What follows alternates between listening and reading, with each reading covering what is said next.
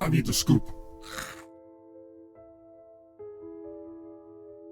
8 years of love crumble in a single night when a man discovers his girlfriend's secret messages with another man.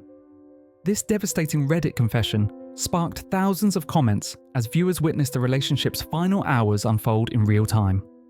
Get ready for a heartbreaking story about betrayal, difficult choices, and finding the strength to walk away from everything you've built.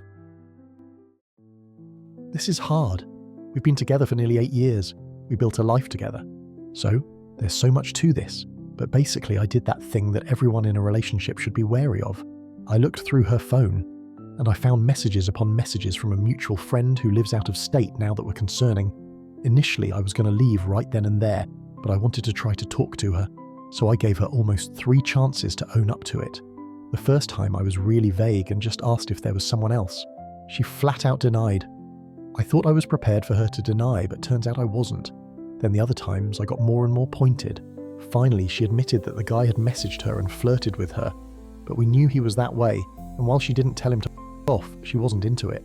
Now I didn't see any messages from her at the beginning that showed she was exactly complicit in it, so while I didn't believe her, I tried to give her a chance. I know it's stupid, but we've been together for so long and we built a life together. But then I dug again, and there it was, all of it. And worse, she took the time to insult me to him. That hurts, so much that hurts. I know my faults and I know what I could have worked on in this relationship, but I really tried. Every day I tried. But for her to tell someone else things about me like that, I can't help but feel broken. What I found was that as far as I know, she hasn't actually cheated. Meaning she hasn't fucked him. They messaged flirtatious things, calling each other hot, sexy, and things like that, and shared some pictures but no nudes. But the recent thing I found, and I'll touch on the going through the phone thing next, it was messages about wanting to each other, straight up, that they missed a chance because of me. But, and this for me is the kicker, he apparently wants to make a cuckold of me, and she seemed into it. They wanted to have sex and have me know they did, which is why I don't think they have yet. So, right now I'm waiting for her to wake up and leave for work. Then I'm packing what I can and heading to a friend's place, and I don't know. I spent 8 years on this relationship and I'm going to walk away from it. I wrote a note out on my phone that I'm going to write up for her after she leaves. It says everything I can think to say. I mulled over what to say non-stop. Somewhat satisfyingly, I'm going to tell her how she did this. To know that and remember that, and that if at any point she thinks we can work this out, that she fucked this up and hurt me so much, I'm scared I'm lost. And so much so I don't want to have to do this. But I have to, and I know ultimately it's going to get better. But also all of this. The original poster's vulnerability struck a chord with thousands of readers who offered support and shared similar experiences of relationship betrayal.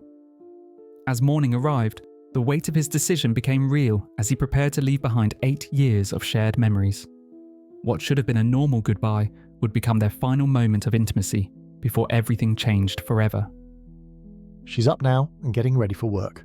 She tried to kiss me and apologized about tossing and turning all night, saying she knew it kept me up.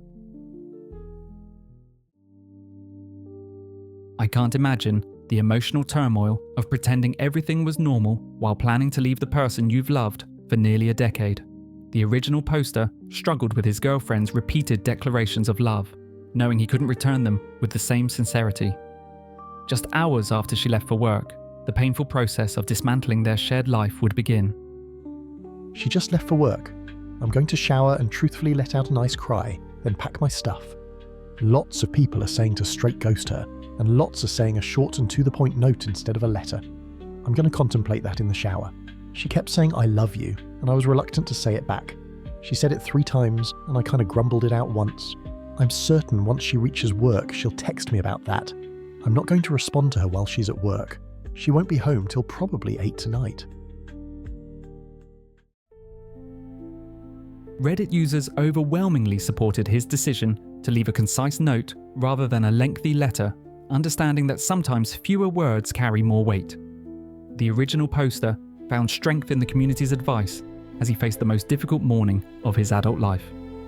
Even his cats seemed to sense the gravity of what was happening as he prepared to walk away from everything familiar. I'm packing up now.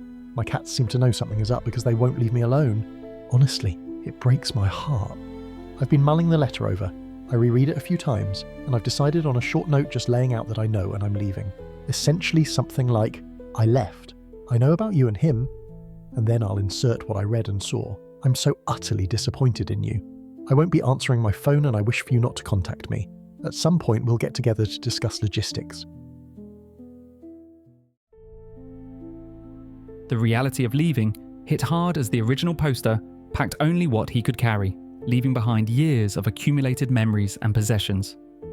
With his note written and his bags packed, he prepared to close this chapter of his life forever. The hardest part wasn't the packing or the note, but knowing that in just a few hours, his girlfriend would come home to discover their relationship was over. I'm pretty much packed with what I can get out right now. Obviously there's a lot more I'll have to leave behind. I'm writing this note and then leaving. I'll need to find food after I drop off what I have. This may be the last update since she won't be off work till later tonight, but I'll respond to you all when I can. It gives me something to do. Finding refuge at his friend's place, the original poster began processing the magnitude of his decision while receiving overwhelming support from the Reddit community. The practical realities of starting over began to sink in as he contemplated his next steps. 10 days would pass before he would face the conversation that would officially end their 8-year relationship. I'm at my friend's place. She's giving me the lay of the land. People have been talking about taking the cat. Currently, that's not an option. My friend has 3 cats and a dog. My cats are spoiled and hate anyone that isn't her and me. I'm not worried she'd do anything to them. If anything, she's going to want them around if she does get upset. Not that she deserves that, but it is what it is. Thank you everyone for the kind words and the advice. I'll respond to some of you again here soon. Someone asked me about my work. I work in equine care. It's actually really cool. I love my job and I love being there. So once I start going back in a few days, it'll be a really good distraction. In a bit, I'm going to get food and maybe walk around downtown and goof off. Also, my friend reminded me she's going out of town next week for a week, so I'll have the place to myself. I don't know if that's a good thing or bad thing, but hey, she'll have someone to watch her animals while she's gone, so there's that. I know I have a lot of figuring out to do, but I literally just left. Oh, and someone else mentioned they hope I find things to do to make myself happy. I had plans before all of this to go to the usual brewery with some friends tomorrow. Initially, I was going to call some of them and tell them what's going on and that I need space, but thinking about it more, it actually sounds like the perfect distraction. The original poster took time to care for himself and connect with friends, showing remarkable resilience in the face of heartbreak. As he enjoyed simple pleasures like good food and friendship, he began to glimpse the possibility of healing. The most difficult conversation of his life was still ahead, but he was finally ready to face it. I got some food, banh mi and a Mai Tai if anyone was curious, and talked to a couple of friends, so I'm sorry I haven't been replying. It's going to take a while to go through all the messages and comments, but from what I've seen so far, I want to say for the umpteenth time, thank you all. After more than a week of silence, the inevitable confrontation finally arrived when the original poster returned to have the conversation that would officially end their relationship. The community had been following his journey closely, offering support and wisdom throughout his darkest moments. What began as a relationship crisis would transform into a story of personal growth and new beginnings. So we had our talk last night. I got back and she tried to crack a couple of jokes like things were normal. I started it off and told her that I loved her, and I had for the nearly 8 years we were together. But this is something I can't forget or forgive. I told her I knew everything said between them. It disgusted me, that it hurt deeply, and that she did that. Now, I told her I didn't believe I'd be okay because of this for a long time. That's half true. This will of course take plenty of healing, but I know I'll be okay. Now for her side, she told me that none of this had to do with me. None of it was my fault. It was all her mistake, her screw up. She had been feeling unhappy just about life for a while. She felt stuck in life and aimless. Then this guy, an ex-friend, came along and gave her attention, and it distracted her from how unhappy she was with how her life was. But then it started to progress to a point she didn't know what to do. None of what she said she meant to him. She said it because she knew he wanted to hear it, that it almost didn't seem real to her. It almost felt like a game, but I told her it was real to me, that she still said those things, that she can't take that back or undo it. She told me she never intended to hurt me, that that's been the hardest thing for her, because she knew I treated her better than anyone else will, that I'm the only person who had and will put up with her. She told me I really did treat her better than she deserved, This relationship is officially over though. I know there's probably more I wish I could have said, but my real takeaway is that I can let go of it, move on and start to live a new chapter of my life. I haven't told her this yet, I'm going to Monday, but I have an opportunity on a new place with a co-worker. Their roommate leaves in a few months, so that gives me time to save and get some of my life back in order. I have a lot of work ahead of me, a lot of things to figure out. As plenty of people have pointed out, this will be the first time in a long time that I'll be financially and personally independent. I'll only have me to worry about. That's something that'll take some work, but I'm going to welcome the challenge and spend as much time as I can trying to be who I am more than ever. I also want to say from the bottom of my heart, sincerely thank you to everyone that took the time to read and respond in the last post. This has been and will continue to be one of the hardest things I've gone through, but you guys have been so amazingly gracious with your advice. I will always remember this and the kindness of random strangers on this silly little website. The original poster's strength and maturity in handling such a devastating betrayal inspired thousands of readers who saw hope in his journey toward healing. Weeks passed as he focused on rebuilding his life, establishing new routines, and rediscovering who he was outside of the relationship. A final update would show just how far he had come in his journey toward independence and self-discovery. Hey, sorry I haven't updated in a long time. First things first, I'm sick. Going to the doctor Monday. Think I have an ulcer in my stomach. Not sure. So I've been dealing with that.